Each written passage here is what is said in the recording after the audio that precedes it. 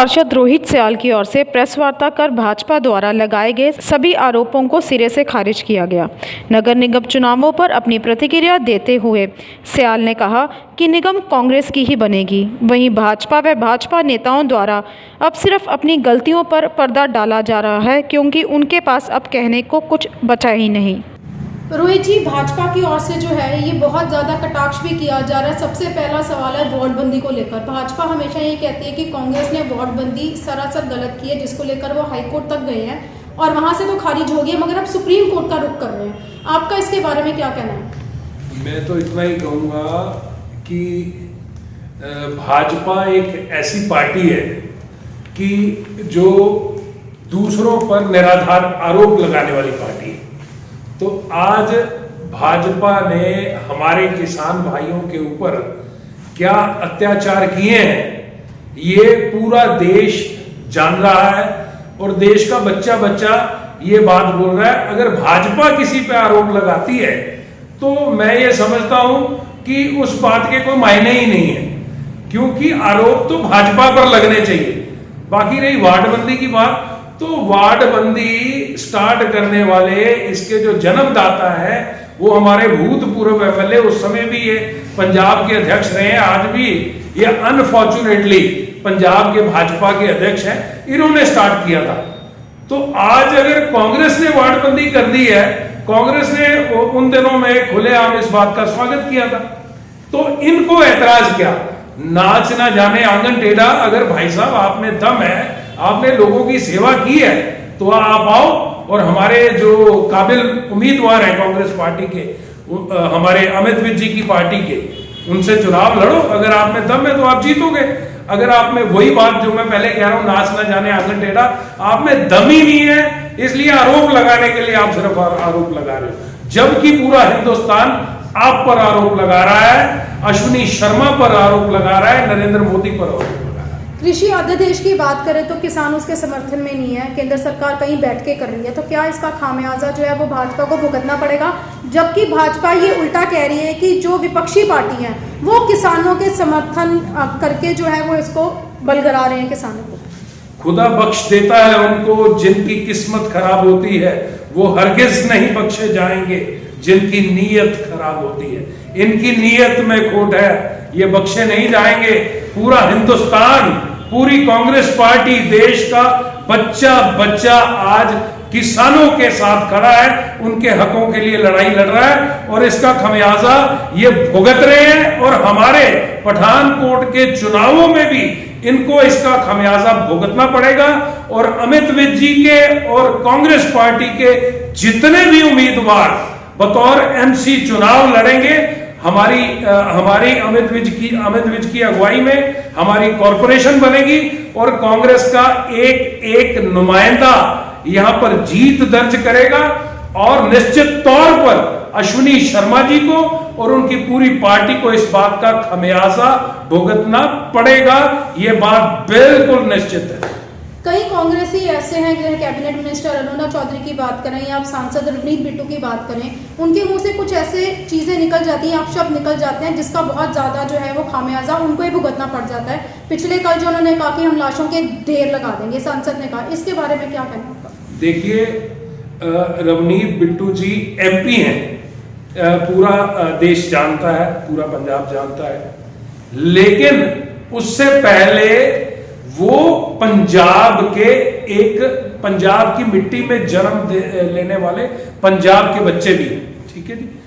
और आपको याद होगा, हमें ये किसानों का आंदोलन देख के हमने किताबों में पढ़ा है, और आज भी जब हम पढ़ते हैं भगत सिंह की लड़ाई, महात्मा गांधी की लड़ाई, तो हमारे ये जो लूप होल्स है आज भी खड़े हो जाते हैं। तो ये जो सारा आंदोलन किसानों का चल रहा है, इसीलिए रवनीत बिट्टू जी नौजवान है, यूथ कैटेगरी को बिलोंग करते हैं, तो मतलब जोश में ऐसी बातें रवनीत बिट्टू जी की जगह अगर मैं भी होता तो शायद मेरे मुंह से भी ऐसी बातें निकलती।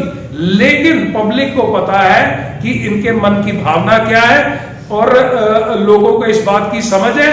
और मैं भाजपा वालों को यह समझाना चाहता हूं, रवनीत बिट्टू जी और कांग्रेस का एक एक सिपाही जो है वो शहीद आजम भगत सिंह की औलादों में से एक है।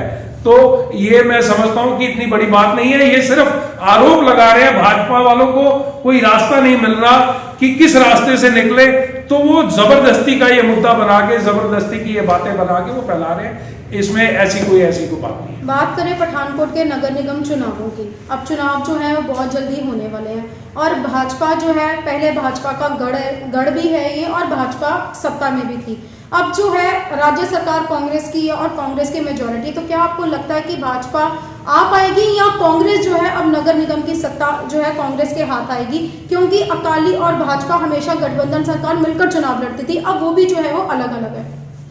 मैं आपको बताना चाहता हूं, आपने कहा कि ये भाजपा का गढ़ माना जाता है, नहीं, हमारा पठानकोट जो है वो व्यापारियों का गढ़ है। तो आप देखिए, जब से हमारे विधायक अमित विज जी ने कांग्रेस की जो बागडोर संभाली है पठानकोट की बतौर विधायक, मैं ये समझता हूं कि हमारे पठानकोट में जितने भी व्यापार मंडल हैं वो सारे अमित विज जी की सोच को सैल्यूट करते हैं, उनका कंधे से कंधा मिलाकर साथ देते हैं। और आप ये कह सकते हैं कि व्यापारियों का पठानकोट गढ़ है और जितना व्यापारी वर्ग है वो अमित विज जी की सोच के साथ आज उनके साथ चल रहा है। और अमित विज जी भी कोई भी शहर का महत्वपूर्ण निर्णय लेना हो तो सबसे पहले व्यापारी वर्ग को पूरे मान सम्मान के साथ कॉल किया जाता है, जितने भी व्यापार मंडल है, और उनकी सलाह, उनके परामर्श के बाद अमित विज जी वो आगे वाला अपना स्टेप उठाते हैं। तो ये व्यापारियों का गढ़ है, व्यापारी अमित विज जी के साथ है। तो मैं यहाँ छाती ठोक के कह सकता हूं कि पठानकोट शहर जो है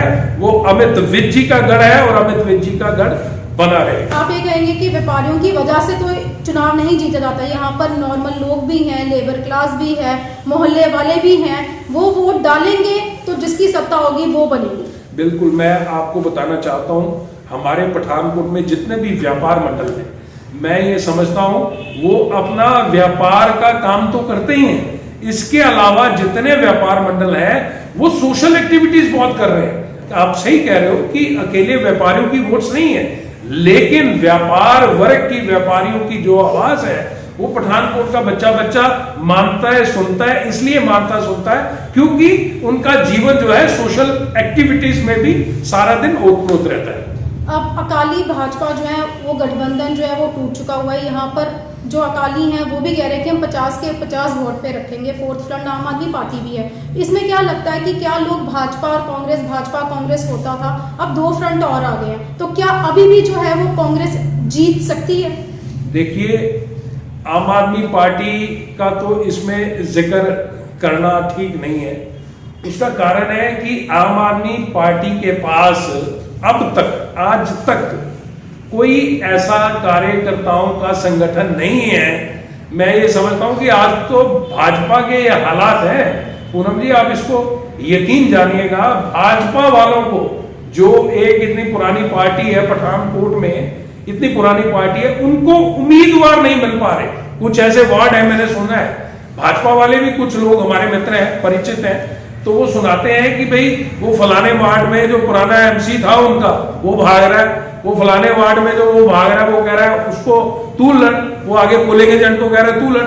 आज तो ये आपका तो आधार ही नहीं है इसमें कि वो ये चुनाव लड़ पाए। रही बात भाजपा वालों की, उनको भी आज की डेट में उम्मीदवार नहीं मिल पा रहे कि यार इस वार्ड में किसको खड़ा करें। इस पोजीशन में है अमित विज जी का और सुनील जाखड़ जी का ऐसा नेटवर्क है अपनी सोशल एक्टिविटीज का, उनके ये जो स्टेप्स है, ये जो विकास है, आप ये देखिए करोड़ों रुपए के जो विकास कार्य है हमारे पठानकोट में, हर गली में, हर नुक्कड़ में करोड़ों रुपए के विकास कार्य हो रहे हैं। मेरे वार्ड में आप देखिए 50 साल से ट्यूबवेल नहीं था, तो अमित विज जी ने 1 करोड़ 3 लाख की लागत से ट्यूबवेल स्थापित हो गया, 2-4 रोज में शुरू भी हो जाएगा। आपने विकास की बात की, हम विकास के मुद्दे पर ही आते हैं अंत में कि शहर में विकास के कार्य जोरों से हो रहे हैं, गलियां बन रही हैं, नालियां बन रही हैं, कई नाले भी हो रहे हैं, मगर फिर भी भाजपा जो है ये आरोप लगाती है विधायक अमित विज पे कि ये विकास नहीं हो रहा, ये विनाश हो रहा है, क्योंकि जो भी टेंडर लगे थे या जो भी पैसे अलॉट हुए थे वो भाजपा की जब नगर निगम था तब हुए थे,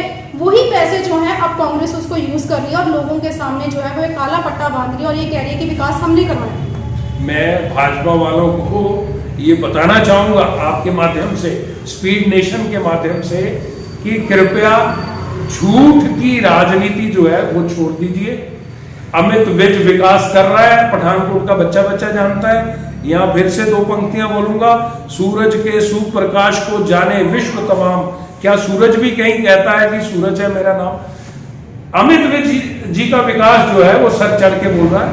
इनको परेशानी ये है कि इतना सारा काम ये मतलब 1-2 साल की अवधि में अमित विज ने कैसे कर दिया।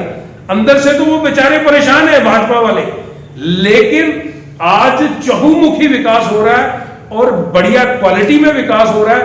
ये पठानकोट का बच्चा बच्चा बोल रहा है, ये जितना मर्जी झूठ बोले, ये रिजल्ट्स जो है जब इन वोटों की गिनती होगी नगर निगम के चुनावों की, वो वोटों की गिनती में आपके सामने स्पष्ट हो जाए। भाजपा ये भी कह रही है कि सारे काम जो है अश्विनी शर्मा के टाइम पे करवाए गए थे। अश्विनी शर्मा जी को तो मैं ये कहूंगा कि आप अपना सेहत का ध्यान रखिए जी, क्योंकि किसान इस वक्त जो है पूरी भगत सिंह जी की नीति के ऊपर चल रहे हैं।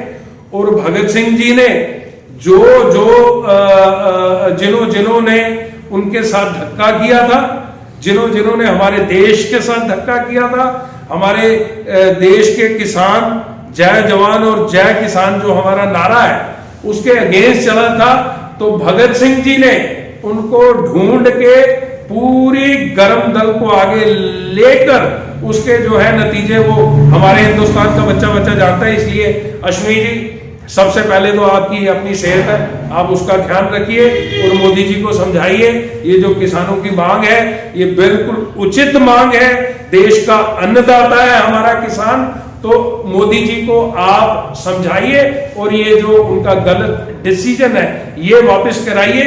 जब तक वो डिसीजन नहीं वापस होता, कृपया आप अपनी सेहत का ध्यान रखिए।